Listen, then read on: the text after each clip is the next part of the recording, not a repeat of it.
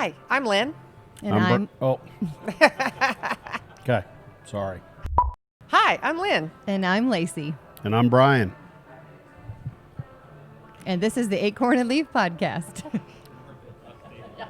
It's been a bit.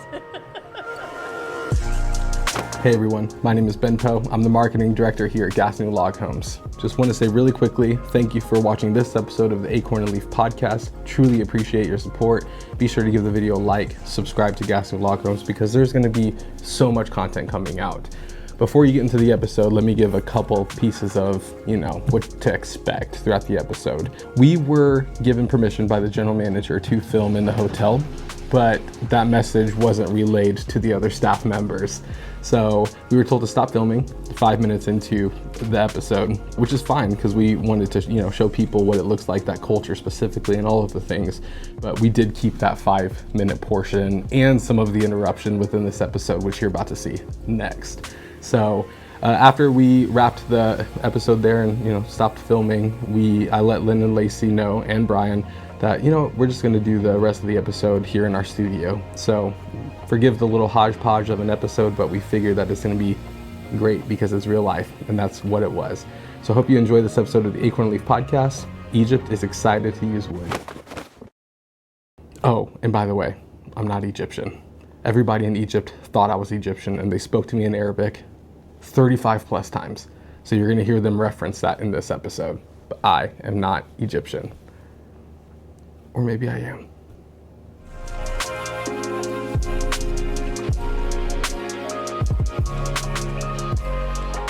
Well, everybody, we have had an unbelievable week, I think. It has been interesting from a cultural standpoint. It has been fun, and we've met some wonderful people. And we just wanted to share with everybody a little bit of what we've learned in our week in Egypt. What do you think, Lacey? What was your biggest impression here? It's more modern than I expected it to be. There's a whole lot of, a massive amount of growth, of development, and it has a lot of like old Cairo, as they call it, where it's more traditional, but and obviously the pyramids and everything that's super, super old, but also it has a lot of new aspects to it that I wasn't expecting, and that applies to the people as well. And I mean, we've met some amazing people. The people are so genuine and so kind, and so it's been an awesome week. What are your thoughts, Brian? Well, I see Egypt as a real opportunity for the forest products industry in the state of Missouri, and that's really refreshing to see. I mean, the Egyptian market is really heavy into red oak and walnut, and that's a new opportunity for us to be able to look at those kind of markets across the world. I agree with Lacey in that the people we met with were very eager to learn about the potential relationships that they might be able to build with our industry.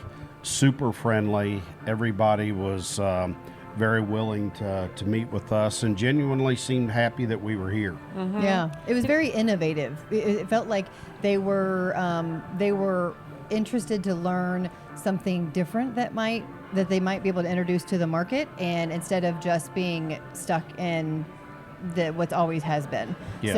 So they're looking to do just new, unique things, and the market is looking for unique things, unique designs, unique products. And so I think people were very open to it. One thing that surprised me was I was expecting more American presence here. There's more of a European, from like businesses, I'm not talking necessarily our industry, but just as far as the businesses, other than McDonald's and KFC and Domino's, you just didn't seem like you saw, I think there's a lot of opportunity for other American businesses that maybe are not looking at Egypt. Yeah, I completely agree. And until you sort of get here and begin to understand the growth and start spending a little bit of time on the roads around Cairo, between Old Cairo and New Cairo, for example, and all of the construction that's going on, and what seems to be opportunity for growth in not only our sector in the forest products industry, but certainly a whole wide array of different business opportunities here. To me, it's just kind of exciting to come somewhere and see these kinds of opportunities going on.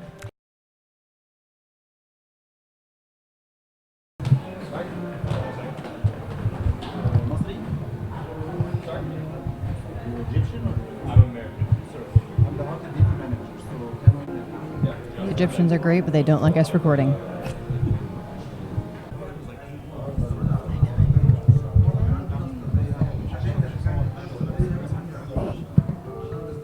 What if some people are talking very bad words about the country from the hotel?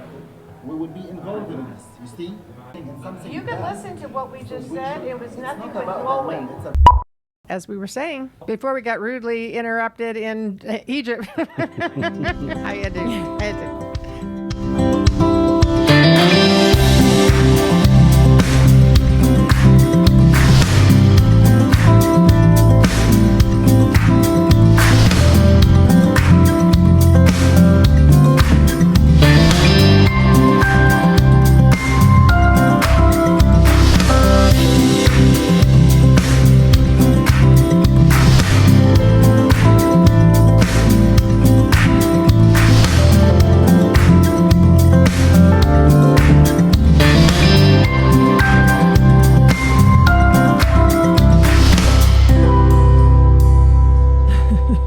Is that funny? Is that going to make it on the tape? All right. All right. This will be good. Okay. Yeah, all right. Very good. Thank you for joining us up here to talk about our trip to Egypt. Well, of course. Thanks for inviting me. I'm excited to do it. That was a fun trip, wasn't it? It was a great trip. It was so much had fun. so much fun. Yeah. And it was very productive, Yes. which is the key, kind of a key point too. I think we all had fun. We all saw some amazing things, but also had a really productive business trip. I agree. It was a part of the world that I'd never been to before, and it was exciting to see Egypt and all the things it had to offer, and felt like it was a tremendous business trip too. Yeah. So felt like it was good all the way around. I should introduce you to our audience. Brian Brookshire is the executive director of the Missouri Forest Products Association, and has been in that capacity of total for how many years? About 20 years. 20 years, yeah. Yeah, so I was on the board of directors that actually hired Brian. You were. That's right. So- You're part of the reason I'm here. Lynn. So, yeah. Good or bad? Yeah, Right? that's right. Yeah, and Brian does a great job of helping. He represents Missouri Forest Products Association represents anybody involved in the timber industry in the state of Missouri, as well as there's members from other states as well. You bet. Yeah, That's right. But one of the really cool things that that MFPA does is that we have a heat treat program so that we can third party certify heat treating for pallets for exporting, and so that's something unique. I think we have one of the best state associations in the nation. Oh, well, thank you, Lynn. I appreciate that. And I you do have- too. You have a Yeah. lot to do with that. You Well, do I have a lot to do appreciate with that. that. Yeah. You do that. So we appreciate you coming. It was great you were able to be in the trip and represent the state of Missouri timber industry. And what were your impressions of what can happen over there? In terms of the industry, it was very interesting for me to see. I guess the first thing that really struck me is as we were traveling around all of the construction that's going Major. on, to me, it just sort of hits you in the face about what the potential is in terms of that area becoming a true market for hardwoods. And that's what I feel like we always need to be looking for, is looking at opportunities where we can ship our lumber, for example, here from the state of Missouri into another part of the world, and it actually stays there. It's utilized there. It's not made into something else and shipped Right. back so we can buy it. Right. So it just seemed to me like there was real opportunity there, and it was just so refreshing to see a part of the world that still loves red oak.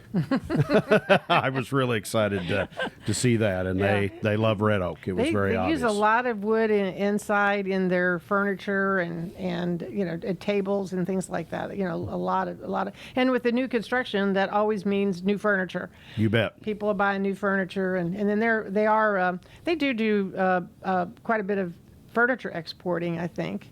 Yeah, I do think they manufacture furniture, of course, but a lot of that I think has seen some appeal in country again. I think they're really interested in solid wood furniture, along with molding, millwork, solid doors, window casings, and so forth. So there's just a lot of potential there, I think, for the industry, and it seemed to me like there was going to be a real opportunity for us to continue that effort. Yeah, the what we learned, we were there, was the government has a big push on tourism, on increasing tourism, so there's a huge amount of growth going for resorts, for second homes, that sort of thing. They put a lot of money into that to drive that business. So there was, I'm with you, there was insane amount of construction going on, and we just saw one small part of it. Exactly. We were just We in didn't see Cairo. the coast, right? We're just in Cairo. We didn't get to see the coast, which is what all the projects that we discussed with our people we met with. That's where they were talking. We're on the coast a lot, and that's where huge developments are going on. And so, I mean, we need to go back, obviously, and go see Well, those. if you look at your geography, the northern part of Egypt is the Mediterranean, and the eastern part of Egypt is the Red Sea. And we think of Egypt, we think of deserts. You don't think of beach resorts, And so it was just a totally switch of my thinking, because I wasn't imagining that at all.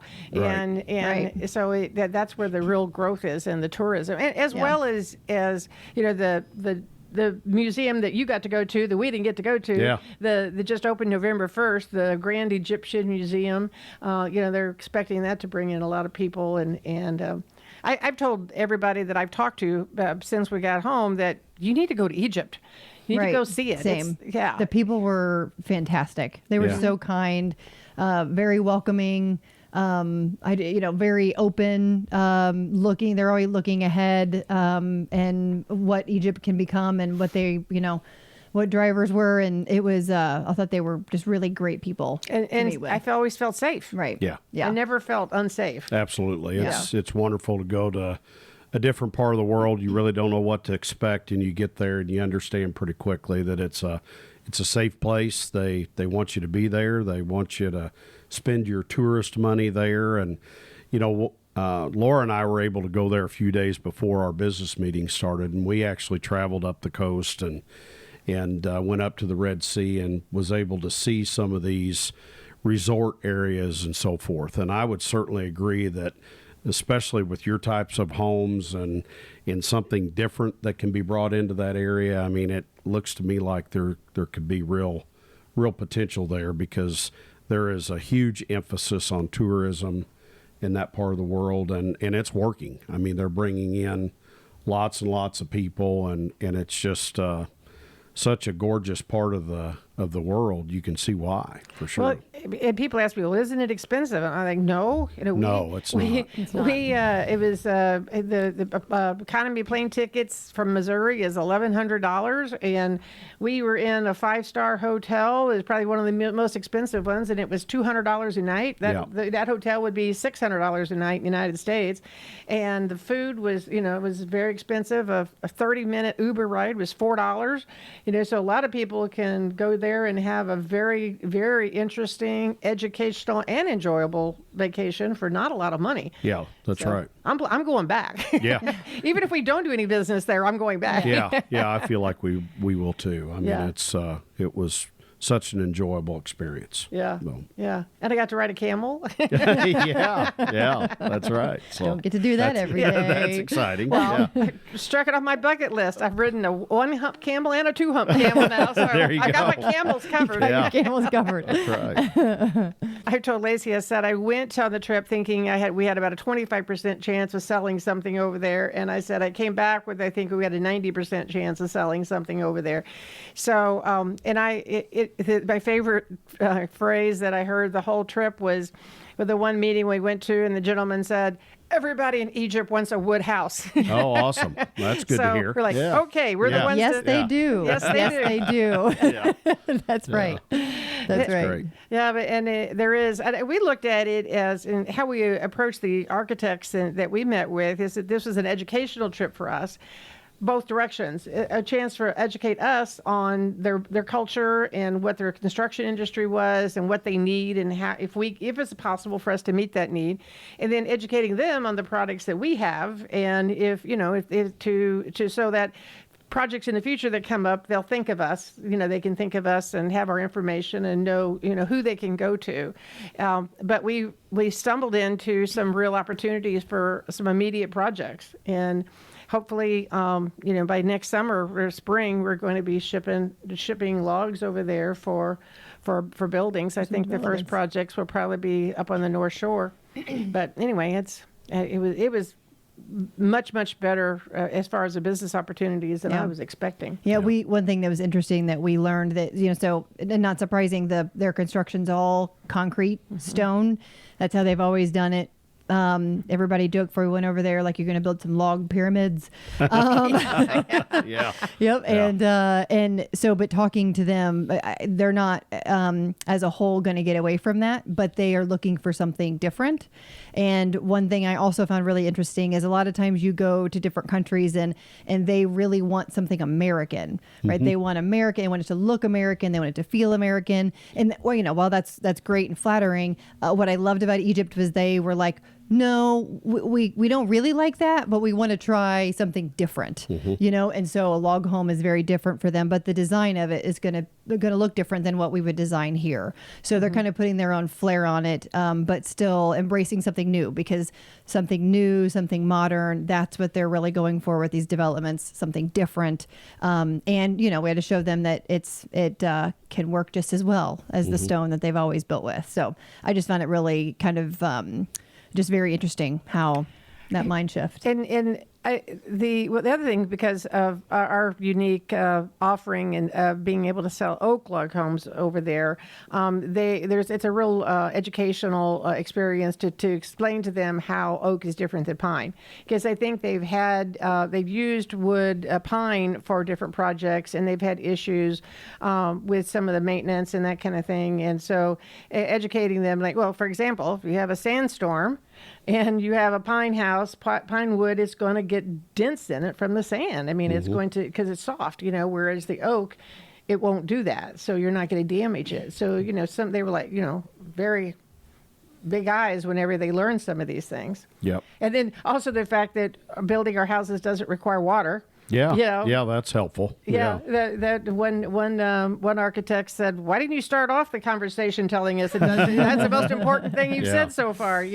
One of the encouraging aspects of it too is that we heard a lot about the economic situation in Egypt, and they're coming off of 2 to 3 years of some pretty difficult times, but they feel like they're sort of beyond that. They're very bullish, I think, on the future of the construction. I think their monetary system is stabilized quite a bit. The construction that's going on there and the opportunity seems to be real.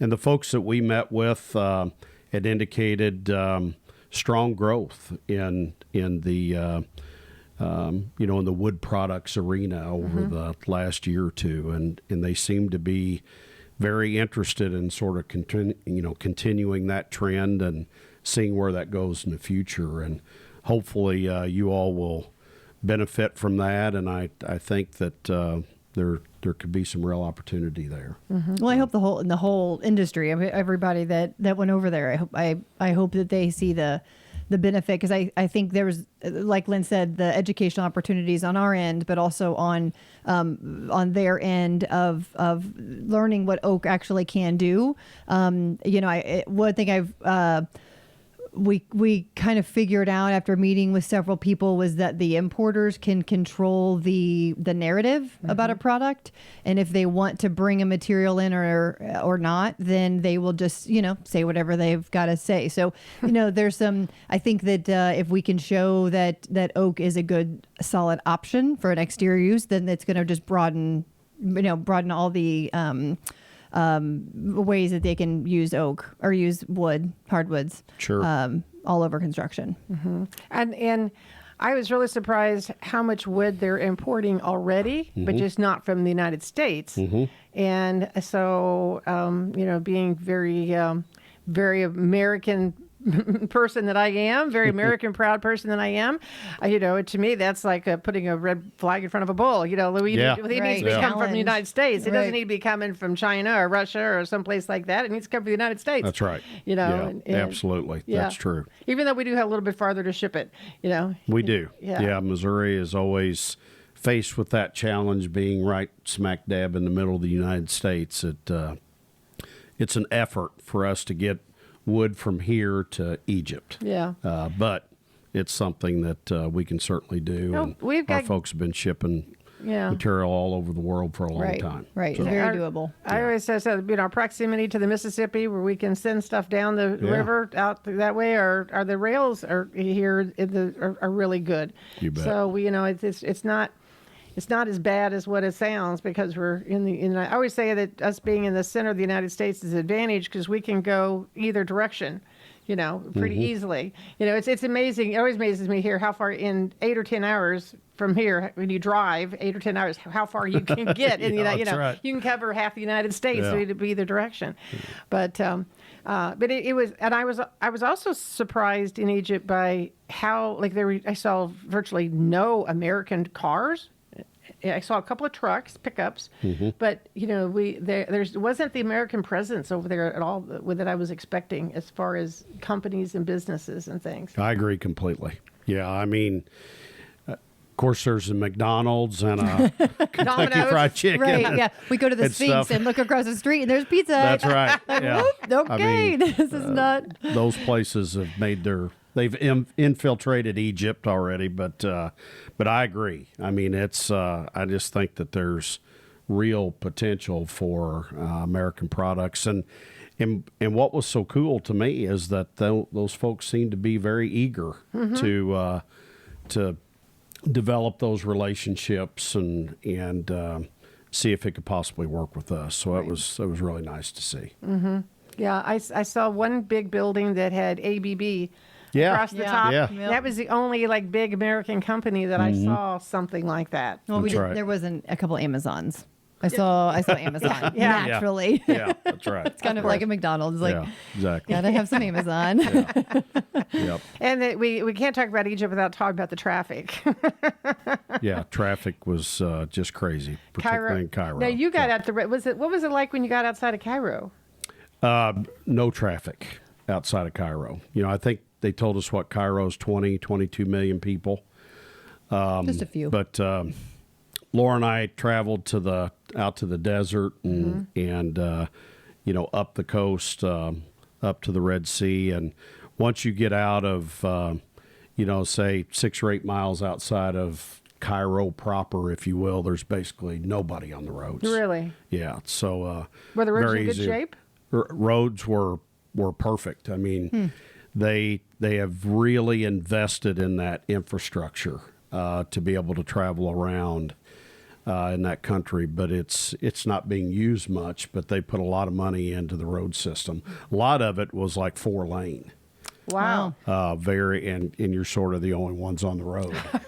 It was kind of bizarre, but yeah, the road system around that we traveled on was great. Well, we loved it. They said that in Cairo that the lines on the road are just suggestions. Yeah. Or no, they're Decoration. decoration. Yeah, they're decoration. Decorations. I That's called right. them suggestions. They called them Yeah. decorations. Yeah. Yes. Yeah. You have a 4-lane highway and you have 6 lanes of traffic That's right. that's on it. Yeah. Yeah. And And- this for a perk. Yeah, Yeah. like I said, I feel like it's rather sufficient, or very, very efficient, I should say, because we build all these, all this road, and we only use maybe half of it. Yeah. So We have they to have were big getting way more cars through the roads than we would ever dream about. It would be, it would be a massive, massive pileup if it was here. No doubt about Yeah, it. they, it was a little bit, they knew what they were doing. You didn't really go too fast usually because there's so many cars, but it was different. Yeah. Yeah. Very, it was very. pretty- The fact that we crazy. didn't see more accidents just blew my mind. Well, Brian, what were some of the things that you learned in relationship to your position in Missouri Forest Products Association? What are some of the things that you learned in Egypt about their impressions of wood and how is wood used and what kinds of woods they use? So the first thing is species. I mean, it's a very red oak and walnut kind of specific industry there right now. And so we had a lot of questions about those two species. And the folks that I talked to, they were all very familiar with the NHLA grading system. Thankfully, that was not new to them or anything else. They're used to understanding FAS and 1 common, 2 common. The thing about the Egyptian markets that I don't know if I was surprised necessarily to hear, but it's very FAS driven. I mean, they want no knots in the wood at all. They feel they're really committed to the fact that they feel like if lumber has knots in it, that means it is of lesser quality, and it's something that's they feel like it's not as nice as anything with character at all. So that makes it a little bit more difficult for the industry to respond to because, of course, we only produce so much FAS lumber out of every log. Sometimes we don't produce any.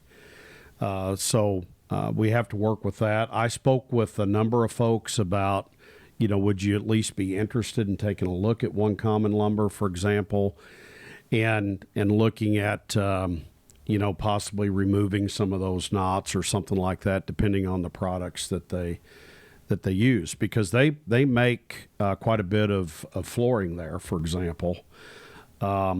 So, the ability for them to chop out the knots is there, just like we do here.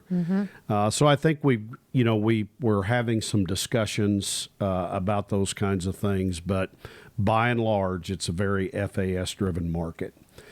They have a strong interest in wit sorts, which again is something that's not necessarily real common that we do. I mean, random wits are more common to how we want to sell lumber, and they're open to that just fine. But I think there is the potential, if there is interest in some of our members, for example, creating wit sorts, that's something that's definite potential there, because Egypt is still very clearly a warehouse-driven market, meaning that most of the lumber that's being imported into Egypt from wherever it's coming from is going to a lumber warehouse, and then that is going to the manufacturer. Because as we all saw there when we went into factories or manufacturing facilities, a lot of the issue is just space. It's, these plants are, they're small. I went into one factory and they actually occupied 4 floors, in a building, and they were physically carrying the lumber up and down the stairs. Oh my gosh.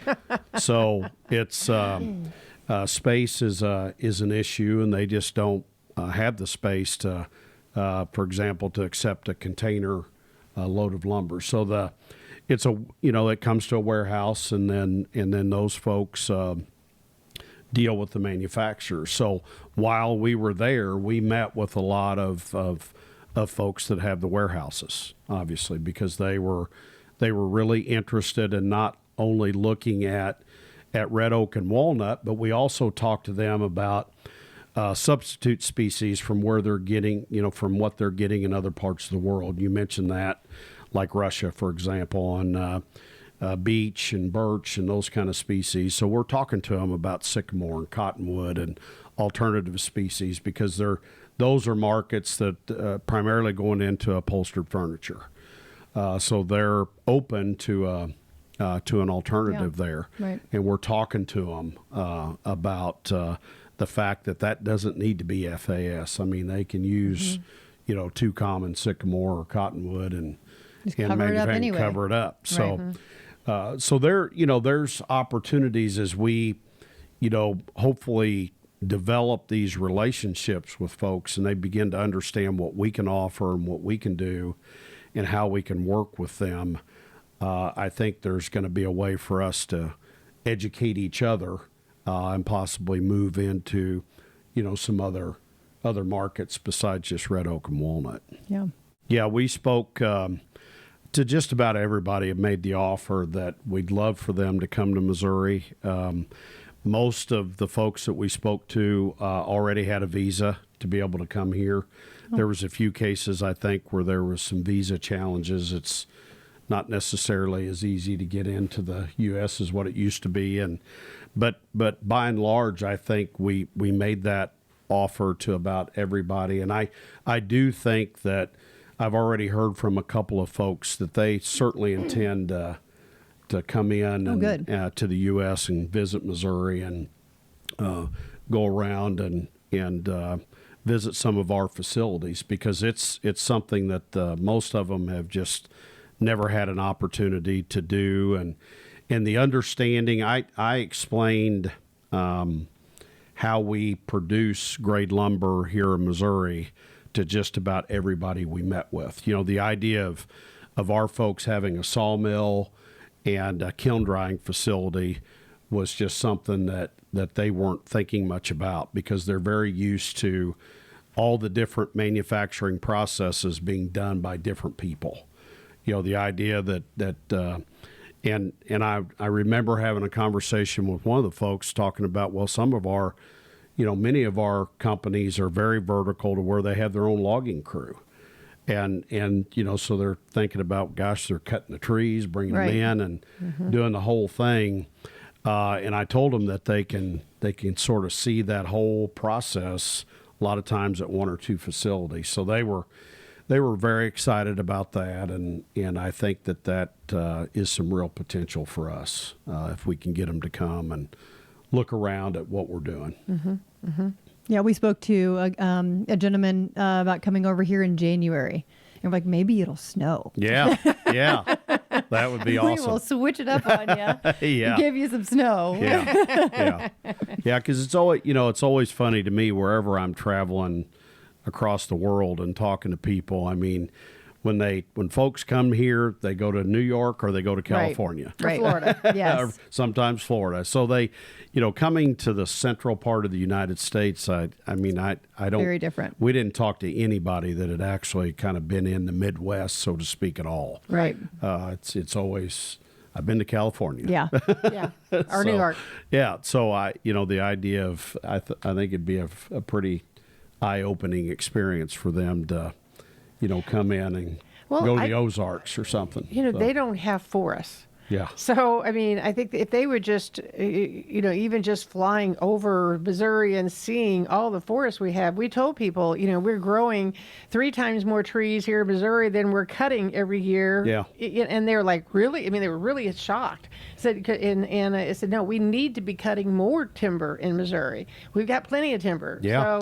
So they're very surprised about that. Because they were very green, quote unquote green, eco-driven. That was a very important important aspect that a lot of them were looking for. And so it's explaining the carbon retention of a log, and the how we need to be carefully cutting our timber. We did have one person asked us if we just clear cut.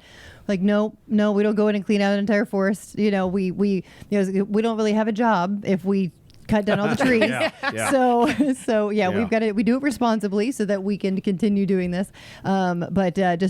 Explaining how the process works and why we really need to be doing this is not all bad. You bet. We had some very similar conversations on. I'd echo the fact that they are very interested in making sure that the harvesting is sustainable. We answered a number of questions about, is it being harvested legally? So obviously, they've dealt with that in the past, and so you're right. I think that they definitely have markets that are interested in making sure that the forest resource is taken care of, and when I spoke to them about the state of Missouri having over 15 million acres of forest land, I was trying to do the math in hectares in my head, and I had to have Laura use a calculator to figure that out. But it was just sort of astonishing to them that a state would have that much forest, and just sort of wrapping their head around it when, like you said, you can find a palm tree there every once in a while, but that's about it. Yeah. Right. So yeah, and also, we had multiple times have people, architects, designers say that people will be like, well, if you're living in a log home, won't it fall on your head, when you're sleeping? Yeah. We're like, well, no, that doesn't happen. Yeah. Well, we have been building houses at Gatsby Log Homes, been business 48 years, and I've never had a roof fall in. Yeah. But apparently they must have had some issue. I don't know. They've watched some bad TV. I'm not sure. Yeah. Well, and they were very concerned about the engineering and being taught the correct way to build. Yes. And, we explained to them that we build all over the United States, and we're constantly training builders and people how to build our houses. It's something it's just part of our whole process. And when you buy one of our houses, you're buying that knowledge along with the product. And they were very happy to hear that. And we get our first project. We were going to have to send people from here over there to help teach them how to build and how to stack logs. Sure. Yeah. And explaining, they have one climate, right? Like desert. Yeah. And top to bottom. And we explained the United States is very big, right? And we have desert, we have mountains, we have ocean, we've got it all. And so we build in all those places. So this is not completely foreign to us. And also our products have done very well in those climates. And that was a big kind of just communication with us, was that any of these hardwoods from Missouri are going to be fine. They're going to work here. We've had two houses for 30 years. 30 years ago were built on Curacao, Netherland Antilles, which is an island. Yeah. And so it's the exposure to the seawater and the sea air and all that. It's done fine. They've had no issues whatsoever, and it's way more tropical, with insects and that kind of thing. So, so than what they have in Egypt. I was looking at the geography. Egypt is bigger than Texas. The whole country is, but I think the inhabited part of Egypt would probably fit in Missouri. Yeah, no kidding. That's Yeah. right. Yeah, it's crazy, the population. It's just sort of centered around a few different locations, and the rest of it is just wide open. Yeah. Yeah. Yeah, I think that the opportunities over there are tremendous, and I think the people like Americans. Some place you go, they don't. But I think the people in They're Egypt very respectful. like Very. Americans. So you don't get that funny feeling that you get. Even when you go to Europe, a lot of times you don't feel like they really want you there. Yeah, I agree. Yeah, we one of the biggest challenges I think that we all had was just trying to figure out how to continually eat while we were there. It was just unbelievable how every place we went, we had tea and cookies and I've never everything drank so laid much out. tea in my life. Just so much tea and coffee, and then they wanted to take you out to eat, and then you just ate and ate and ate, Right. and it's just like, man, it was great food though. it was great Very food. good Yeah, food. it was a lot of fun, but at some point you got to quit. They probably told their friends, those Americans could eat. Yeah, that's right. Yeah, it was so funny that Jack Parrish and I, we both became acquainted with one of the guys there that owns a large lumber warehouse, and the night that we were getting ready to leave, we had to leave for the airport at like 10:30 at night, and this guy was so determined to take us to a shop to buy what he called sweets. He wanted all of us, including you guys, along with our families and everybody else, to have trays of cookies and all this kind of stuff. And we went to this shop at at like 9 o'clock at night, and I asked him, I said, when do they close? And he said, Cairo's the city that never sleeps. And that's true. I mean, everywhere you went, I mean, you could go into that shop at midnight and be in there like you are at 5 o'clock during the day here.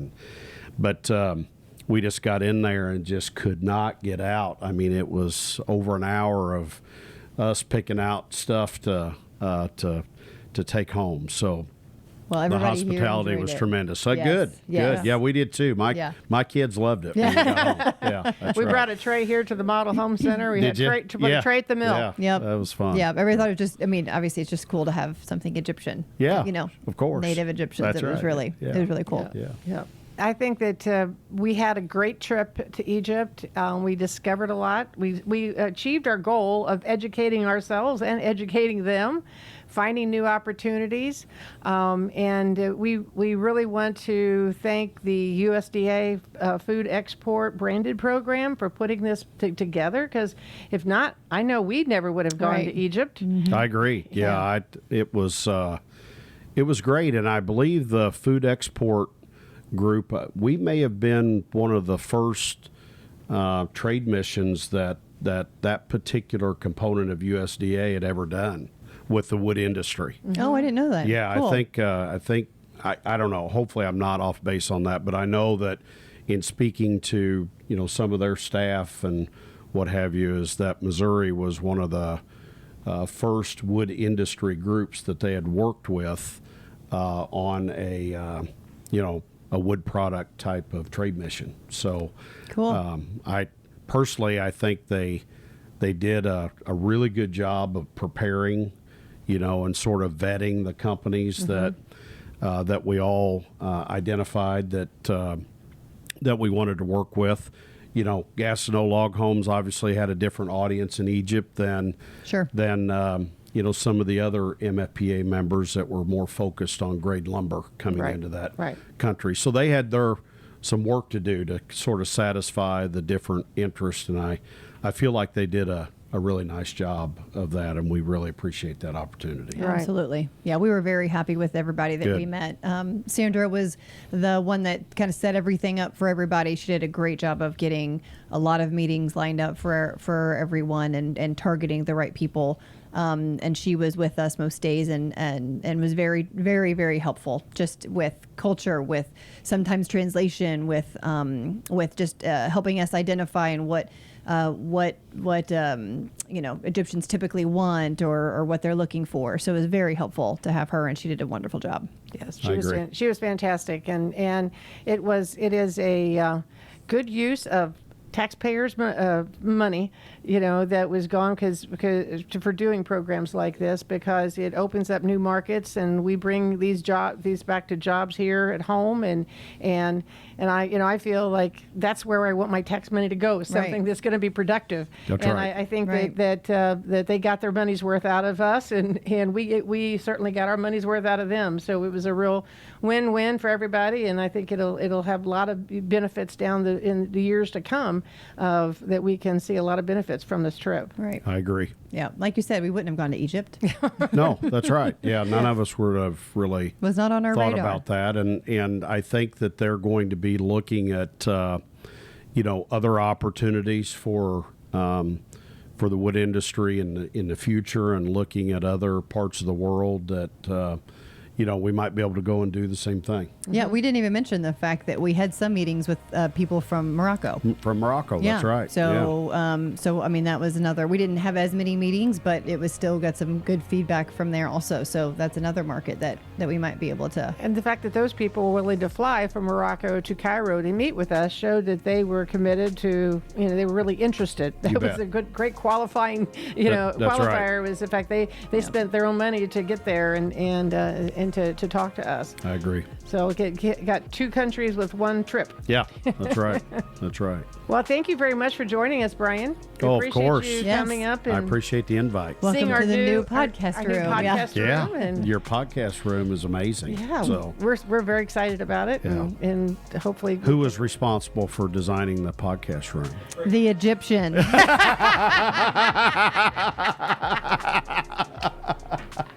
All right. Very good. Our very own Egyptian.